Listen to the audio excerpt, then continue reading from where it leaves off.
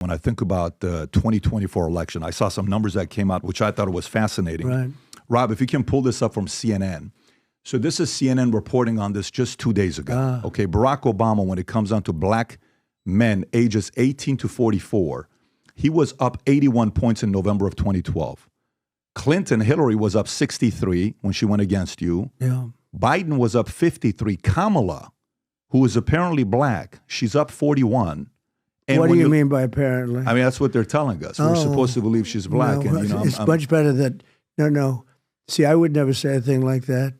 But you said, don't explain what you mean. No, I don't want to put you in trouble. Yeah, apparently. Well, I was going to throw it onto your shoulders, apparently. Well, no, you could explain it because I understand. I'm very comfortable explaining it because overnight, she's doing a show. She's supposed to be Indian. And then all of a sudden now it's black, but it's not landing with the average American. So if you look at do you think black men, that's why she's not doing well? Well, watch this. Some people say that. In 2016, you had 13% of male black voters 18 to 44. Right. In 2020, you had 18%. In 2024, you're at 26%. It's doubled in 8 years. The question I'm asking you is the following. Back in 1960, 64% of African Americans would vote Democrat. Right. The other was pretty much conservative. African Americans have historically been very conservative. Okay. Barry Goldwater, the issue happens, 1964. Right. It goes from 64% Democrat to 92%. And it's been between 85 to 92% since 1964, right? You've come in and you've shaken things up. Do you think 2024 is going to be one of those moments where African-American men, they're like, listen, I'm sick and tired of Democrats feeling like they own me. I think I'm going to go to the other side. Do you think 2024 could be one of those years that we look back and say they lost the African-American vote? They really lost it for a while, the Republicans. I mean, it started, I guess, with Barry Goldwater, if you look at the charts. But I did criminal justice reform.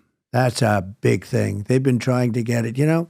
I saw a guy named Van Jones. He's I don't think anybody knows who he is. He's a commentator for CNN. And he came to see me in the White House, and he was crying. I remember that. He was crying because I bring these things up because it's a lack of, I don't know, there's something about loyalty. You help somebody with something. He came in with a fairly large group of people, mostly black people, and he was devastated because criminal justice reform wasn't going to happen. Obama didn't do it, and didn't even come close. Bush didn't try. Nobody was going to do it. And I'm the only one that could have done it. And he was with a group of people that they were begging to do it. They were 5 votes short, and they had to be conservative votes because there was nobody else left, right? And I guess you needed the 61 or 60-something, maybe 66, but 61 is a hard vote. And he made a plea to me, Van Jones, total sleazebag. He made a plea to me to help him and help this group of people. And they explained how for years they've been trying to get it, and they've been unable to get it. And I said, well, let's take a look at it. And I studied it for a little while and spoke to them. And I said, you know what, I'm going to help you. It's going to help the black people in particular. And I'm going to get it for you guys. And I called up 5 very conservative senators. And I'll never forget one of the senators who was in charge of it. He was literally leading the charge against it. And I mean, his whole career was this. He was going to stop criminal justice reform. Not because he was, anti-black, just he didn't like it. He didn't want it. And he was in the papers every day. He's fighting it, winning very easily. And I helped him get elected. Without me, he wouldn't have gotten elected. I'll never forget it. I called him up. Now, he's in the heat of passion. He is fighting this all the way. Not something he would ever give up. You couldn't, there's some things you can't. I call him up. He gets on the phone. I didn't say a word. I said, hello. And he goes, I'm giving it to you. I said, what are you giving me? I'm giving you criminal justice reform. That's why you're calling, right? I said, it is why I'm calling. He said, you got me elected. I disagree with you, but I'm giving it to you just like that. I said, that's one of the coolest things I've ever heard, because I also have the opposite where I got a lot of people elected. You know, when I endorse somebody in history, and I don't want to brag, but in history, you can get another chart on that one. I mean, I'm like 289 and almost nothing for endorsements. And he said, you got me elected. I wouldn't even be here if it wasn't for you. And I did, but I got a lot of people elected, and some of them forget. And I said, that's the coolest thing. I said, thank you. I said, do you mind if I call a couple of the... Nope, you do whatever you want. Now, this is a guy who was the leader of the fight. I didn't even ask. He knew what I was calling for, because he knew that I was going to help Van Jones, this Van Jones guy. I was going to help him. And you'll understand why I'm being nasty to him now, because what happened later is disgraceful. So I said, thank you very much, Senator. I'm so happy that I did help you. I think loyalty is a great thing. And that was the end. So I had his vote. I then called 4 other guys, all of whom were against it. And I said, I'd love to have. And they, you know, they don't do it for a lot of presidents, but they do it for me.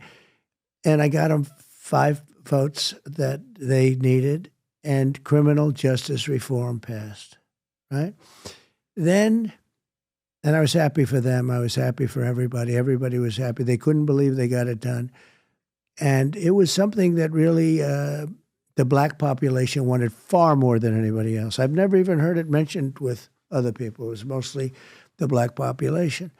And they've been fighting it for, like, what, you'd say 40, 50 years, right? 64. So we got 40, it done. 50 years, yeah. Yeah.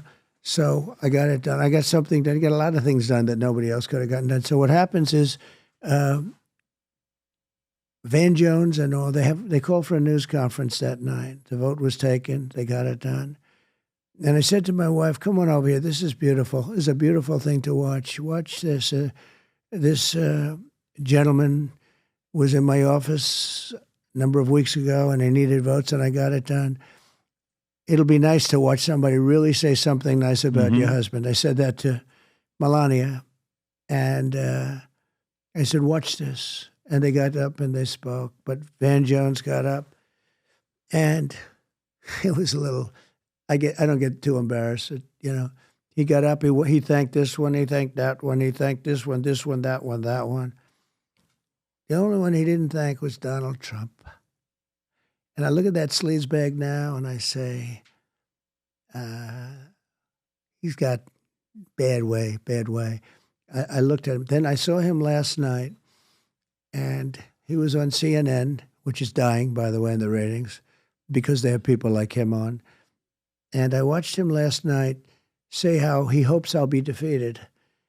And we should defeat him. We have to fight him. He should be allowed to be.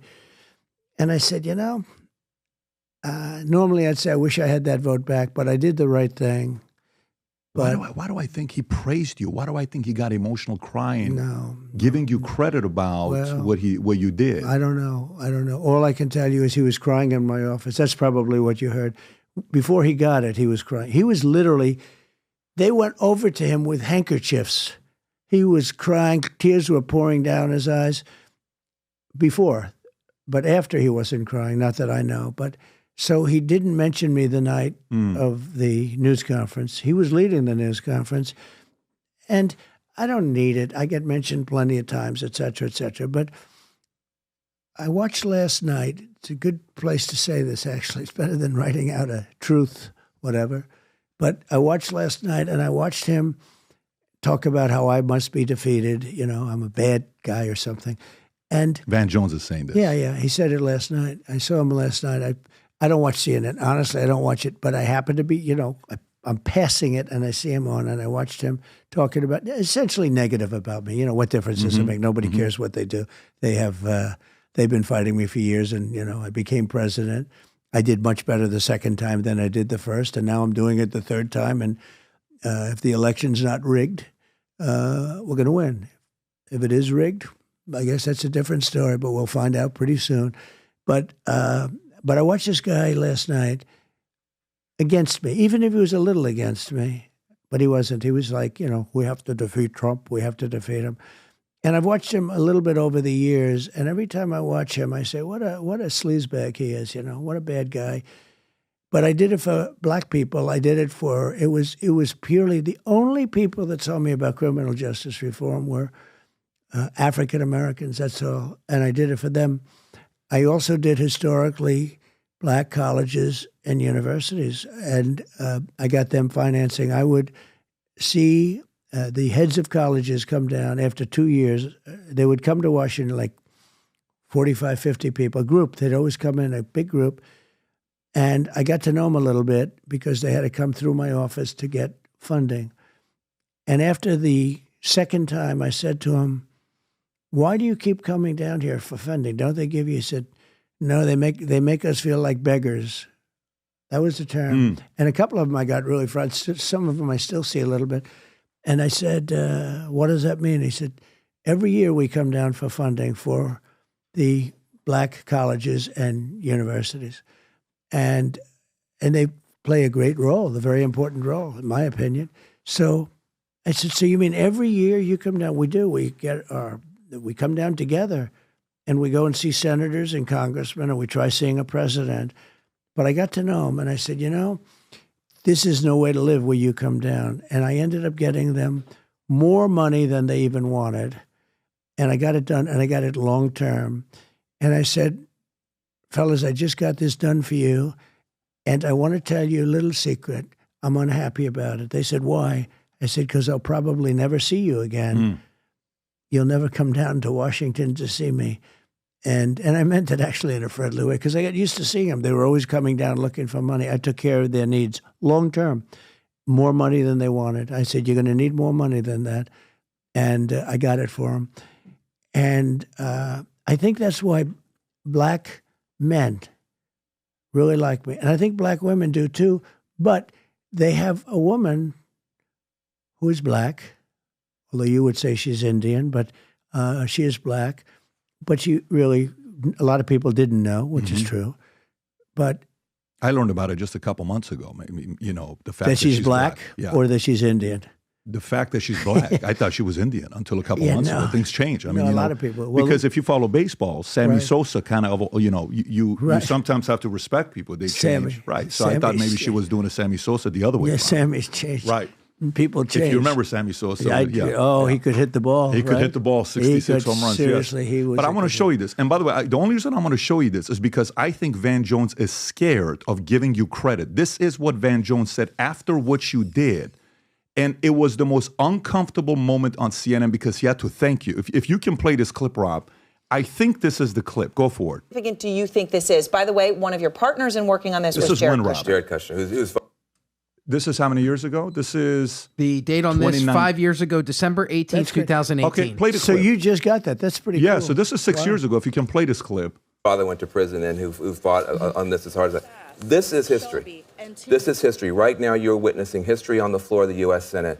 There's a Christmas miracle underway where, for the first time in a generation, Republicans and Democrats are arm in arm tonight saying, we are sending too many people to prison. They're coming out bitter and not better. We want to make a tremendous difference. I want to say Hakeem Jeffries on the left, Jared Kushner, and Donald Trump on the right have brought together a coalition like I've never seen. He gave you credit. Literally, the National Association of Manufacturers, Fox News, I never saw and Sean Hannity. Yeah, I'm glad you're seeing it because with to me, you see, when I think about him, obviously, it's history. He was close to Obama, communist, all that stuff. He had to kind of drop. But at the same time, they don't want him saying something like this. I want to give Hakeem Jeffries, Jared, and you to give that credit. This is the part where even Dems are sitting there saying, how the hell do we argue against the fact that a Republican president that we're not supposed to like did this?